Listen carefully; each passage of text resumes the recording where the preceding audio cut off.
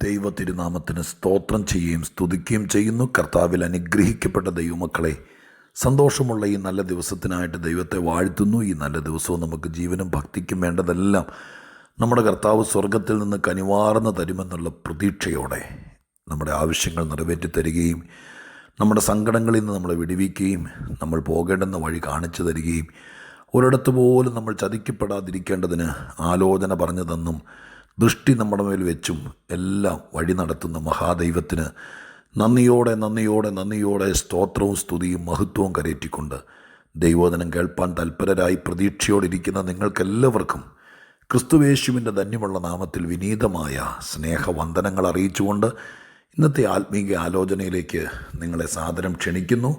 ചിന്തയ്ക്ക് ആധാരമായി 1 ശമൂവേൽ 24 അധ്യായം 15 വാക്യം ഞാൻ നിങ്ങളെ വായിച്ചു കേൾപ്പിക്കാം. 1 ശമൂവേൽ 24 അധ്യായം 15 വാക്യം. ആകയാൽ യഹോവ ന്യായാധിപനായി എനിക്കും നിനക്കും മധ്യേ ന്യായം വിധിക്കുകയും എൻ്റെ കാര്യം നോക്കി വ്യവഹരിച്ച് എന്നെ നിൻ്റെ കയ്യിൽ നിന്ന് വിടുവിക്കുകയും ചെയ്യുമാറാകട്ടെ. ഒന്നുകൂടെ ഞാൻ പ്രധാന ഭാഗം പറയാം.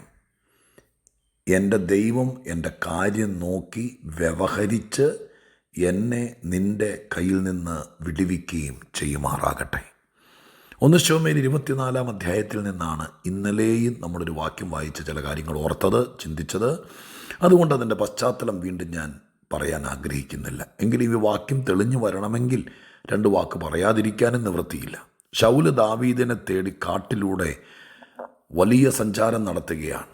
അങ്ങനെ ഒരു ഗുഹയ്ക്കകത്ത് ശൗല് ദാവീദിനെ തപ്പിച്ചെല്ലുന്ന വേളയിൽ ആ ഗുഹയ്ക്കകത്ത് ഒന്ന് കാൽമടക്കത്തിന് അഥവാ ഒരല്പസമയം വിശ്രമത്തിന് കയറിയപ്പോൾ ആ ഗുഹയ്ക്കകത്ത് ദാവീദ് ഉണ്ടായിരുന്നത്രേ. ലോകചരിത്രത്തിലെ ഇതുപോലത്തെ ഒരു കഥകളിലും വായിക്കാത്ത അത്രയ്ക്ക് ഇൻട്രസ്റ്റഡ് ആയിരിക്കുന്ന ദൈവിക പ്ലാനിൽപ്പെട്ട പദ്ധതികൾ. ഇതാരും കാലേക്കുട്ടി പ്ലാൻ ചെയ്തതല്ല. ഇതിൻ്റെയൊക്കെ തിരക്കഥ ദൈവമാണ് സെറ്റ് ചെയ്യുന്നത്. അങ്ങനെ ശത്രുവിനെ പോലെ പെരുമാറുന്നവനെ കയ്യിൽ കൊണ്ട് കിട്ടിയിട്ടും ഒരു പോറൽ പോലും ഏൽപ്പിക്കാതെ ദാവീദ് ശൗലിനെ പുറത്തു വിടുന്നു. ശൗല് ദാവീദിനെ കാണാതെ ദൈവം മറയ്ക്കുന്നു. എന്തു വേണമെങ്കിലും ചിന്തിക്കാം. അതിനൊക്കെ ശേഷം ദാവീദ് ശൗലിനോട് പറയുന്ന ചില വാക്കുകളാണ് ഈ പറയപ്പെട്ട വാക്യങ്ങളുടെ പശ്ചാത്തലങ്ങളൊക്കെ കാണാൻ കഴിയുന്നത്. ഈ 15 വാക്യത്തിനകത്ത് ദൈവത്തെക്കുറിച്ചുള്ള തിട്ടമായിരിക്കുന്ന മനോബോധം, അങ്ങനൊരു വാക്ക് തന്നെ ബൈബിളിലുണ്ട്. ദൈവത്തെക്കുറിച്ചുള്ള മനോബോധം എന്ന വാക്ക് എന്ന് പറഞ്ഞാൽ ദൈവത്തെക്കുറിച്ചുള്ള കൃത്യമായ, എനിക്ക് ദൈവം ആരാണ്, എൻ്റെ ദൈവം എനിക്ക് വേണ്ടി എന്ത് ചെയ്യുമെന്ന് മനസ്സിൻ്റെ ഉറപ്പ്, അതാണ് മനോബോധം. ഇവിടെ ദാവീദിന് കഷ്ടതയും പ്രയാസവും ബുദ്ധിമുട്ടാണെങ്കിലും ശത്രു കയ്യെത്താവുന്ന ദൂരത്ത്, വേണ്ട കൈക്കുമ്പിളിൽ വന്ന് പെട്ടെങ്കിലും ഇല്ലാതാക്കുന്നവൻ വാളും കയ്യിൽ വെച്ചുകൊണ്ട് സ്വന്തം തലയിണക്കീഴിൽ മൂർക്കം പാമ്പ് ചുറ്റിക്കിടക്കുന്നത് പോലെ ഒരു ഗുഹയ്ക്കകത്ത് ഈ ശൗല് ദാവീദിൻ്റെ തൊട്ടടുത്ത് വന്ന് കയറിക്കിടന്നെങ്കിലും ഒരു പോറൽ പോലും ഏൽപ്പിക്കാതെ ദൈവം രക്ഷിച്ചപ്പോൾ ആ നിർണയത്തിനകത്ത് നിന്നുകൊണ്ട് ദാവീദ് പറയുന്ന വാക്കാണ് 15 വാക്യത്തിനകത്ത്. ദൈവത്തെക്കുറിച്ച് 5 പ്രധാനപ്പെട്ട കാര്യങ്ങൾ ഈ 15 വാക്യത്തിൽ ദാവീദ് മറച്ചു വെച്ചിട്ടുണ്ട്. 5 ഒന്നും വിശദീകരിക്കാൻ നേരമില്ലെങ്കിലും 5 ഒന്ന് പറയാം ശ്രദ്ധിക്കുന്നവർക്ക് വേണ്ടി. എന്താണ് 5 കാര്യങ്ങൾ? അവിടെ പറഞ്ഞിരിക്കുന്നത് ഇങ്ങനെയാണ്. ആകയാൽ യഹോവ ന്യായാധിപനായി. ഇപ്പോൾ 1ാമത്തെ കാര്യം, ന്യായാധിപനായ ദൈവം. 2, എനിക്കും നിനക്കും മധ്യേ ന്യായം വിധിക്കുന്നു. ദൈവം അങ്ങ് ന്യായാധിപനായിരിക്കുന്നു എന്നതിനേക്കാൾ ഉപരി എനിക്കും നിനക്കും മധ്യേ എന്ന് പറഞ്ഞാൽ എനിക്കൊരു വിഷയം ഉണ്ടായാൽ അതിൻ്റെ മധ്യേ നമുക്ക് 2 പേർക്കും തമ്മിലൊരു പ്രശ്നമുണ്ടാകുമ്പോൾ അത് ന്യായം വിധിക്കുന്നു എന്ന് പറഞ്ഞാൽ ഉടനെ ഒരുത്തനെ കൊന്നു കളയുന്നല്ല. പ്രഥമ ദൃഷ്ടിയ നമ്മൾ ചിന്തിക്കേണ്ടത് ദൈവം ന്യായം വിധിച്ചു എന്ന് പറഞ്ഞാൽ ഏതാണ്ടും ഇല്ലാതാക്കിയെന്നുള്ള അർത്ഥം പെട്ടെന്ന് മനസ്സിൽ വരുന്നത്. അങ്ങനെ പെട്ടെന്ന് ചിന്തിക്കരുത്. അറ്റ കൈക്ക് ഒരുവനെ ഒഴിവാക്കേണ്ടി വന്നാൽ ദൈവം ചെയ്യും. പക്ഷേ ദൈവം നടത്തുന്ന ന്യായവിധി അല്ലെങ്കിൽ ന്യായാധിപത്യം, ന്യായപാലനം എന്നൊക്കെ പറഞ്ഞാൽ പ്രശ്നങ്ങൾ 2 കക്ഷികൾ തമ്മിലുണ്ടെങ്കിൽ അതിനിടയിൽ കയറി പറഞ്ഞു തീർക്കും. ഇയ്യോബാന്ന് എനിക്ക് തോന്നുന്നു അദ്ദേഹത്തിൻ്റെ ജീവിതത്തിനകത്ത് ഒരിക്കൽ പറഞ്ഞൊരു വാക്കുണ്ട്. വലിയ കലഹം പലരുമായിട്ടുണ്ടായപ്പോൾ, പ്രത്യേകിച്ച് സ്നേഹിതന്മാരെന്ന് പറയുന്നവർ വന്ന് തർക്കവും വാദവും ഒക്കെ ഉണ്ടാക്കിയപ്പോൾ ഒരു ദിവസം ഇയ്യോബ് ഇരുന്ന് പറയുന്നുണ്ട്, ഞങ്ങളെ തമ്മിലൊന്ന് പറഞ്ഞു തീർക്കാൻ വേണ്ടി ഞങ്ങളുടെ ഇടയിൽ ഒരു മധ്യസ്ഥനെയും കാണുന്നില്ല.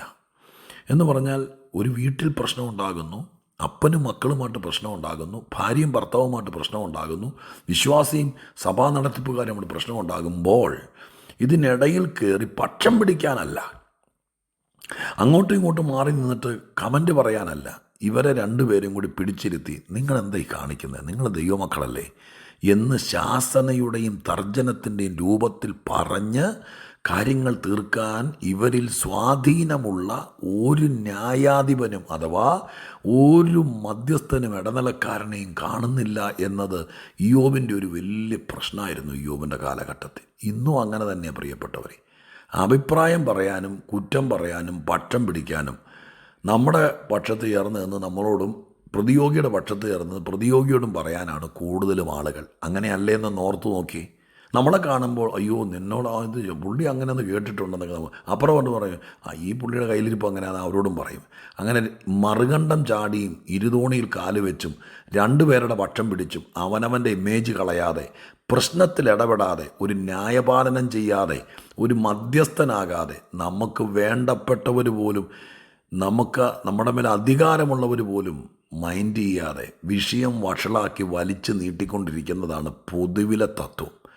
എന്നാൽ ദൈവത്തിൻ്റെ പ്രത്യേകത, രണ്ടുപേർ തമ്മിൽ പ്രശ്നമുണ്ടെങ്കിൽ ദൈവം ആ വീട്ടിൽ വരും. മോശയോട് ചോദിച്ചാൽ പറയും, മിരിയാം ഒരു ദിവസം മോശ കൂശ്യ സ്ത്രീയെ വിവാഹം കഴിച്ചെന്ന് പറഞ്ഞിട്ട് ചുമ്മാ വീട്ടിൽ കിടന്ന് പ്രശ്നമുണ്ടാക്കി.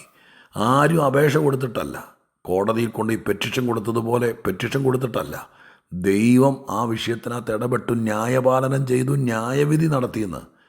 ഇന്ന് ദൈവസന്നിധിയിൽ ദൈവത്തെ മനോബോധത്തോടെ തിരിച്ചറിയുക.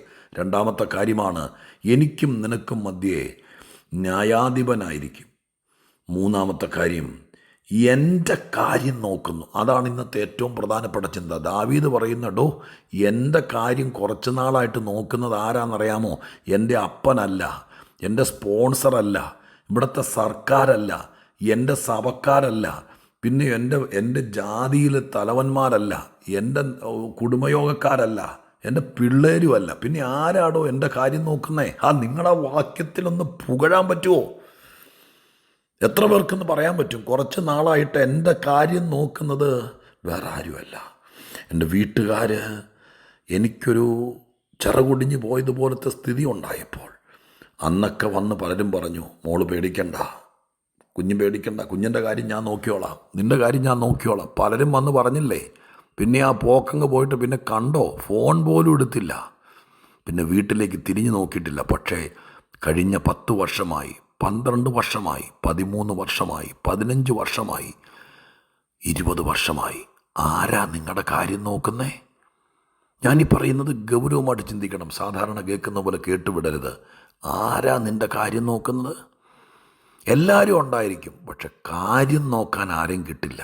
അവനവൻ്റെ കാര്യം നോക്കി നടക്കുകയുള്ളൂ.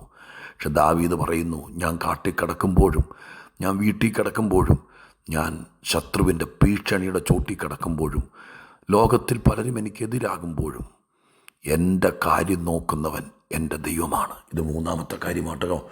നാലാമത്തെ കാര്യം ഇവിടെ എഴുതിയിരിക്കുന്നത് ഇങ്ങനെയാണ്, വ്യവഹരിക്കുന്നവൻ. വ്യവഹാരം എന്ന് പറഞ്ഞാൽ ഒരു അഡ്വക്കേറ്റ് ചെയ്യുന്നത് പോലെയാണ്. കോടതി പോയി നമ്മുടെ കാര്യങ്ങൾ പറഞ്ഞ് ബോധിപ്പിക്കേണ്ടവരെ ബോധിപ്പിച്ച് അതിൻ്റെ തെളിവുകൾ കൊടുത്ത്, അങ്ങനെയൊക്കെയാണല്ലോ വ്യവഹാരജ്ഞൻ ചെയ്യുന്നത്. ദൈവം മറ്റുള്ളവർക്ക് നിന്നെക്കുറിച്ച് തെറ്റിദ്ധാരണയും നിനക്കെതിരെ ഗൂഢാലോചനയൊക്കെ നടത്തുന്നുണ്ടെങ്കിൽ ദൈവം നിന്നെക്കുറിച്ച് അവരോട് പറയും, നീ വിചാരിക്കുന്നത് അതാ വ്യവഹാരം ചെയ്യുക എന്ന് പറഞ്ഞ കേട്ടോ. എൻ്റെ കാര്യം നോക്കുക മാത്രമല്ല, എനിക്ക് വേണ്ടി വ്യവഹാരം ചെയ്യണമെങ്കിൽ എന്നെ നേരെ നിർത്താൻ, ഞാൻ അകത്ത് പോകാതിരിപ്പാൻ, ഞാൻ കുറ്റക്കാരനാകാതിരിക്കാൻ വേണ്ടി എനിക്ക് വേണ്ടി പക്ഷം പിടിച്ച് എൻ്റെ നല്ല കാര്യങ്ങളുടെ തെളിവുകൾ കൊടുത്ത് എന്നെ നിലനിർത്തുന്നതാണ് ഈ വ്യവഹാരം. അതും ദൈവം ചെയ്യുന്നു. അഞ്ചാമത്തത്, നിൻ്റെ കയ്യിൽ നിന്ന് എന്നെ വിടുവിക്കുന്നു. പ്രിയപ്പെട്ടവരെ, 5 കാര്യങ്ങൾ ദാവീദിന് വേണ്ടി ചെയ്യുന്നതിനെക്കുറിച്ച് അവിടെ എഴുതിയിരിക്കുന്നത്. കഷ്ടതയുടെ നെല്ലിപ്പലക കണ്ട് കാട്ടിൽ കിടന്ന് നട്ടം കറങ്ങുമ്പോൾ ഈ മനുഷ്യൻ തന്നെത്താൻ തലയെ കൈവച്ചിട്ട് എനിക്കാരുമില്ലേ എന്ന് പറഞ്ഞുകൊണ്ട് വിലപിക്കുകയല്ല. എൻ്റെ ദൈവത്തെക്കുറിച്ചുള്ള മനോനിർണയം 5 കാര്യങ്ങൾ പറയുന്നു. എൻ്റെ ദൈവം ന്യായാധിപനാണ്. അങ്ങ് ഒരു ബോർഡും വെച്ചുകൊണ്ടിരിക്കുന്നവനല്ല. എനിക്കും എൻ്റെ ശത്രുവിനും മധ്യേ ന്യായവിധി നടത്തുന്നവനാണ്. എൻ്റെ കാര്യം നോക്കുന്നവനാണ്. എനിക്ക് വേണ്ടി വ്യവഹാരം നടത്തുന്നവനാണ്. എന്നെ വിടുവിക്കുന്നവനാണ്. 5 കാര്യം ദൈവം. അതിലേറ്റവും പ്രധാനപ്പെട്ടത് എൻ്റെ കാര്യം നോക്കുന്ന ദൈവം. പ്രിയപ്പെട്ടവരെ, ഈ ദൈവത്തെ നിങ്ങൾക്ക് പിടികിട്ടുന്നോ? ഇന്നെന്നെ കേൾക്കുന്ന പ്രിയപ്പെട്ടവർ, നിങ്ങളെ തിരിഞ്ഞു നോക്കാൻ ആരുമില്ല. ആരെൻ്റെ കാര്യം നടത്തും, എൻ്റെ കുഞ്ഞിൻ്റെ കാര്യം നടത്തും എന്നോർത്ത് വ്യാകുലപ്പെടുവാണോ? നിങ്ങളൊരു കാര്യം ചെയ്തേ, ബൈബിൾ എടുത്തിട്ട് 1 ശമൂവേൽ 24 അധ്യായത്തിൻ്റെ 15 വാക്യം. എന്നും ഇത് മൊബൈലിലൊക്കെ കേട്ടങ്ങ് വിടുമായിരിക്കും. ഇന്ന് ബൈബിൾ എടുക്കുക. 15 വാക്യം നന്നായിട്ടൊരു പേനയെടുത്ത് അടിവരയിടുക. എന്നിട്ട് ആ കൈ വെച്ച വാക്യത്തിൽ വെച്ച് പ്രാർത്ഥിക്കുക. എൻ്റെ കാര്യം നോക്കാൻ എനിക്ക് ആരുമില്ല. എൻ്റെ കുഞ്ഞിൻ്റെ കാര്യം നോക്കാൻ ആരുമില്ല. ഞാനിവിടെ തനിച്ചുള്ളൂ. കണ്ണെത്താത്ത ദൂരത്ത് ബന്ധുക്കളിൽ നിന്ന് അകന്നൊരു അന്യനാട്ടിൽ കടന്ന് നീ ഇത് കേൾക്കുമ്പോൾ ബൈബിൾ എടുക്ക് സിസ്റ്റർ. അടിവരയിട്, കൈവയ്ക്ക് ബ്രദറെ, അതിൽ കൈവയ്ക്ക്. എന്നിട്ട് പ്രാർത്ഥിക്കുക. ഞാനിവിടെ കുഴഞ്ഞു കിടക്കുക. എനിക്ക് മുന്നോട്ട് പോകാൻ പറ്റുന്നില്ല. എൻ്റെ കാര്യം നോക്കാൻ എല്ലാവരും പണമാണ് ചോദിക്കുന്നത്. എൻ്റെ 10 രൂപയില്ല. എന്നെ വിടുവിക്കാൻ എനിക്കും ഇങ്ങേർക്കുമെതിരെ ഒന്ന് വ്യവഹാരം, എൻ്റെ ഭാഗമൊന്ന് ന്യായീകരിക്കാൻ ആരുമില്ല. എനിക്ക് വേണ്ടി ന്യായപാലനം ചെയ്യാൻ ആരുമില്ല. ഒരു ന്യായവിധി നടത്താൻ ആരുമില്ല. എൻ്റെ കർത്താവിൻ്റെ 5 ഗുണങ്ങൾ ഈ വാക്യത്തിൽ കാണുന്നു എന്ന് പറഞ്ഞ് കൈവച്ചേ. എന്നിട്ട് പ്രാർത്ഥിച്ചേ എൻ്റെ കാര്യം നോക്കാൻ. ഇന്ന് ഞാൻ എന്നെ തന്നെ അങ്ങയുടെ കയ്യിൽ തരികയെന്ന് പറഞ്ഞേ. തമ്പുരാൻ നിൻ്റെ കാര്യം നോക്കുന്നത് നിനക്ക് അനുഭവിക്കാൻ പറ്റും. അന്ന് മുതൽ ജീവിതം മാറും. ആരുമില്ലാത്തവരാണെങ്കിലും നിൻ്റെ കാര്യം, ഒറ്റയ്ക്ക് താമസിക്കുന്ന അമ്മമാരാരെങ്കിലും എന്നെ കേൾക്കുന്നോ? ദൈവമക്കൾ ആരെങ്കിലും കേൾക്കുന്നോ? കാലും വയ്യ, കൈയും വയ്യ, പുറത്തിറങ്ങാൻ വയ്യ. ആരെങ്കിലും വന്നിട്ടായിരിക്കും ഉപ്പും മുളകും പോലും മേടിച്ചു തരാനുള്ളത്. ഇന്ന് ദൈവത്തെ ഏൽപ്പിക്കുക. കാര്യം നോക്കുന്നൊരു ദൈവം. പ്രാർത്ഥിക്കട്ടെ. പരിശുദ്ധ ദൈവമേ, ഞങ്ങളുടെ സ്വർഗീയ പിതാവേ, കാട്ടിലരയുന്ന കാലത്ത് മാത്രമല്ല, കൊട്ടാരത്തിൽ ജീവിക്കുന്ന കാലത്തും ഞങ്ങളുടെ കാര്യം നോക്കി നടത്താൻ, ഞങ്ങൾക്ക് വേണ്ടി വ്യവഹരിപ്പാൻ അങ്ങല്ലാതെ ആരുള്ളപ്പാ? ഇത് കേട്ട് ഈ വാക്യം സ്വന്തമാക്കി കൈവച്ച് പ്രാർത്ഥിക്കുന്ന ആരുണ്ടോ അവരെ കരുതിയേക്കണേ. പ്രാർത്ഥിക്കുന്നു. ഈ വാക്യത്തെ സ്വീകരിക്കുന്നവരെ അനുഗ്രഹിച്ചേക്കണേ. അവരുടെ കാര്യം നോക്കാൻ വേറെ ആരുമില്ല. അങ്ങ് സ്വർഗത്തിലിരുന്നുകൊണ്ട് അവരുടെ കാര്യം നോക്കണേ. അവരുടെ പിള്ളേരുടെ കാര്യം നോക്കണേ. പ്രാർത്ഥന കേട്ടതിന് നന്ദി. യേശുവിൻ നാമത്തിൽ തന്നെ. ആമേൻ.